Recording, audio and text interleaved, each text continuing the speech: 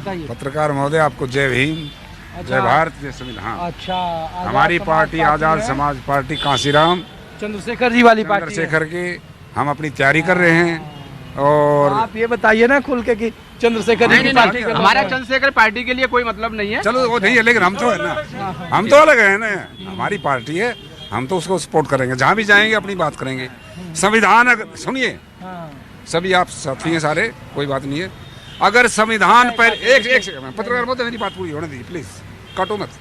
संविधान वेट नहीं कर रहे अरे सर प्लीज, संविधान अगर इस भारत में मुद्दा बना है किसी इलेक्शन में, तो पहली दफा बना है, और ये मेहरबानी है भाई चंद्रशेखर आजाद की, क्योंकि हर आंदोलन में संविधान लेकर चले। अब इनको सबको संविधान याद आ गया, लाल किताब उठाकर चल रहे, कहीं अखिलेश यादव, कहीं राहुल गांधी।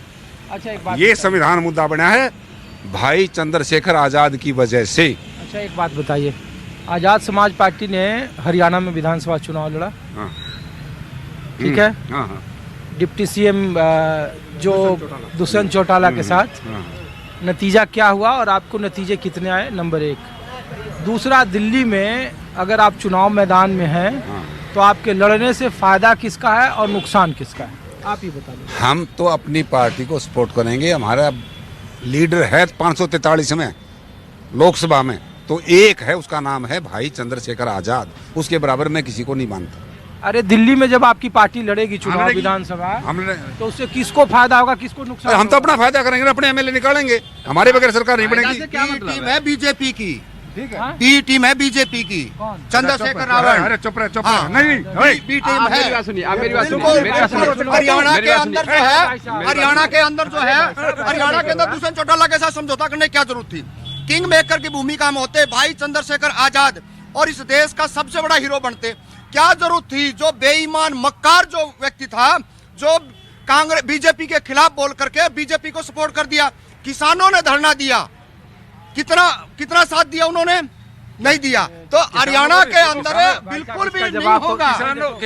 किसानों को भी सपोर्ट किया, पहलवानों को भी सपोर्ट किया भाई ने, तो उसने तो एनआरसी में सपोर्ट किया। आपकी पार्टी हम ये नहीं कर रहे, हम कह रहे हैं कि राजनीति में जब आपकी पार्टी को लेकर तो इसी तरीके के दूसरे लोग काउंटर करते हैं, तो आपको वो उसमें झगड़ा नहीं करना चाहिए। नहीं कर रहे, ये हमारे साथी हैं, कोई बात नहीं, संघर्षशील लेता है हमारे ये। अच्छा, अगर ये बात आप पहुंचा सकते हो, ये मैं हर जगह लेकर चलता हूँ। हरियाणा में लैंड एंड सीलिंग एक्ट बना था 1972, और ये लैंड रेस लोगों को जमीन दी हुई है। मैं 15 साल से संघर्ष कर रहा हूँ। यह हुड्डा की सरकार थी, 15 साल क्यों नहीं इसने लागू किया? देखो, मैं ये संविधान की 9वीं सूची में डला हुआ है। देश में सबसे बड़ा मुद्दा अगर है, जमीन, ओबीसी महासभा ने उठाया हुआ है, पूरे भारत में जातिगत जनगणना होनी चाहिए। बगैर जातिगत जनगणना का किसी की हिस्सेदारी नहीं मिल सकती। जातिगत जनगणना सबसे इम्पोर्टेंट है। तो यही बात तो राहुल गांधी भी कर रहे हैं, लेकिन राहुल गांधी कह रहे हैं, कर नहीं रहे हैं साहब। सत्ता में है वो। अरे सत्ता में आने के बाद क्या गारंटी इनकी? 60 साल में क्यों नहीं कराया? 2011 में किसका शासन था? 2011 में केंद्र में कांग्रेस थी ना, फिर जातिगत जनगणना के क्यों आंकड़े नहीं सार्वजनिक कराए? ये गलत बात है। आप बताइए। देखिए, मेरा नाम आदेश कुमार है, आदेश कुमार, और सर्वजन समता पार्टी का मैं अध्यक्ष हूँ। और हम लोग यहाँ पर दिल्ली में फोर फ्रंट बनाने की तैयारी कर रहे हैं, क्योंकि कांग्रेस कहाँ से हैं? मूलतः वैसे हम यूपी से, उत्तर प्रदेश से हैं। उत्तर प्रदेश में कहाँ? उत्तर प्रदेश गाजियाबाद, जनपद गाजियाबाद। जी। तो बताइए, आपकी जो आजकल चल रहा है कि बटेंगे तो कटेंगे, और ये बटने वाला जो सिस्टम है, हमारे जो ओबीसी, एससी, ये तमाम वर्ग के जो हमारे लोग हैं, ये समझ गए हैं अब हमें बटना नहीं है। वो बटने की राजनीति समझ गए, इसीलिए आपने देखा होगा उत्तर प्रदेश में भाजपा को अब पीछे हटना पड़ रहा है, और अब इतना पीछे हटा देंगे। अब दिल्ली में यहाँ इन पर से करो, मेरे ऊपर मत रखना प्लेट। हाँ, तो सर हम ये पूछ रहे थे कि संबल को लेकर के आप लोगों की क्या राय है? क्योंकि अक्सर बटेंगे कटेंगे, एक है तो सेफ है, और जब धर्म की बारी आती है तो जाति आगे हो जाता है, जाति जब बारी आती है तो धर्म आगे आ जाता है।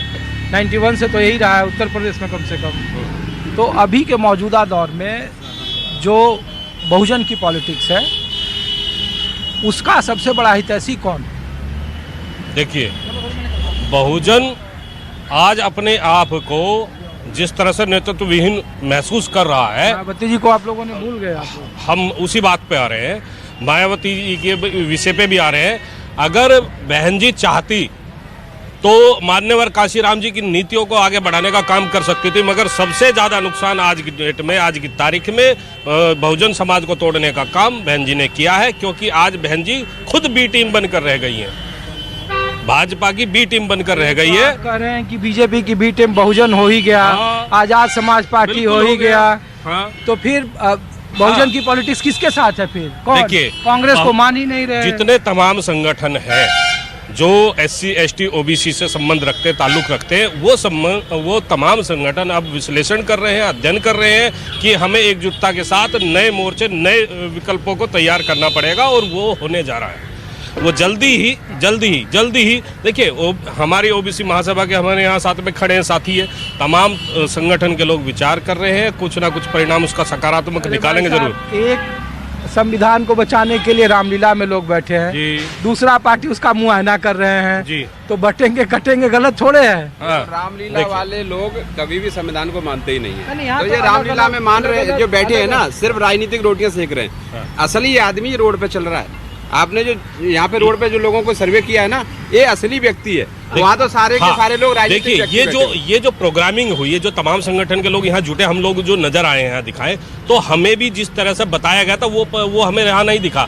ये बताया गया था कि कांग्रेस से अलग हटके तमाम जितने हमारे SC ST के OBC के लोग हैं, वो एक किसी निष्कर्ष पे पहुंचेंगे। हम संविधान के जो विषय हैं उनको उठाएंगे, उन मुद्दों को उठाएंगे, और तमाम राजनीतिक पार्टियां या सत्ता और विपक्ष के तमाम लोगों के सामने रखेंगे। मगर वो परिणाम आता नजर नहीं आया। तो जितने यहाँ लोग, तमाम संगठन के लोग जुटे थे, वो लोग इस कार्यक्रम से अलग हटके अब अपना निष्कर्ष करने अपने उसमें कार्यालय में पहुंच जाएंगे, और तमाम लोग अलग से फिर बैठ के दिल्ली में चलेंगी। आप किसको समर्थन करते हैं? मैं किसी को समर्थन नहीं करता। मेरा खुद का एक भारतीय नौजवान इनकलाब पार्टी। अरे पॉलिटिकल तौर पर, राजनीतिक तौर पर तो किसी के संविधान के लिए बता देता हूँ। संविधान में बहुत पुरानी बात देता हूँ। जब कांग्रेस का राज था 1962 में, जब चीन ने हमारा तिब्बत बनाया था, और कई हजार वर्ग किलोमीटर जो है जमीन उन्होंने घेर ली, और महावीर सिंह त्यागी थे मुरादनगर के, जो सांसद हुआ करते थे उस टाइम पे, सांसद बच्चे जो आप बता रहे हूँ मैं, तो उन्होंने ये कहा कि भाई नेहरू जी, ये क्या हो रहा है, ये ज़मीन जो है उन्होंने, हमारी चीन वालों ने घेर ली है, तो इसको छुड़वाओ। उन्होंने कि ये बंजर पड़ी हुई थी, बेकार थी, उसमें कुछ पैदा नहीं होती, घेर ली, कोई बात नहीं यार, क्योंकि अय्याशी की है उन्होंने। संविधान वहाँ भी बचाया जा सकता था जब उनकी राजनीति चल रही थी कांग्रेस की, जब तो संविधान किसी के याद नहीं आया। आज वोटों की राजनीति है, तो पता है, तो विदेश का मामला था, सेना का मामला था, ये सब जानते हैं कि चीन से हार गए हमारी। तो महावीर सिंह त्यागी ने ये कहा था कि मेरे सर पे बाल नहीं उगते, टोपी उतारी, ये कहा कि ये सर कटवा दो, इस पे भी कुछ नहीं होता। इंटरनेशनल है, तो लाया जा सकता था। जैसे आज हमारा कश्मीर का मुद्दा, दूसरे तमाम जब अंतर्राष्ट्रीय मुद्दों की बात आती है, तो हमारा एक लाइन में बताइए छोटे शब्दों में, संविधान का संरक्षण मौजूदा देश में कौन सी पार्टी है? कोई सी पार्टी नहीं है, कोई सी भी पार्टी नहीं है। सब मुद्दा बना रहे हैं, सब आ रहे हैं। बहुजन समाज पार्टी कभी अपनी मैनिफेस्टो को नहीं बनाती है, वो सिर्फ संविधान को ही मैनिफेस्टो मानती। BSP और कोई पार्टी नहीं। तो एक बीजेपी की बी टीम है। एक मिनट में, वो अपना अपना विचार है, वो अपना अपना विचार है। लेकिन मैं BSP की तारीफ नहीं कर रहा हूँ, मैं सिर्फ कह रहा हूँ कि बहुजन समाज पार्टी ही है जो भारत का संविधान के बचाने का काम किया है। ठीक है, कांग्रेस ना कभी बचा पाई है और ना बचा पाएगी। चलिए ठीक, शुक्रिया आप लोगों का, धन्यवाद। तो संविधान को लेकर, EVM को लेकर, आरक्षण को लेकर, जातीय जनगणना को लेकर जो अलग अलग राजनीति में माहौल बनाने की कोशिश हो रही है, जो मुद्दे बनाए जा रहे हैं, उसका आम लोगों पर क्या असर है, और दिल्ली के विधानसभा चुनाव में क्या ये मुद्दे हैं, और अगर ये मुद्दे हैं तो गोलबंदी किसकी तरफ होगी। कुछ और जगहों पे कुछ और लोगों के पास ले चलता हूँ।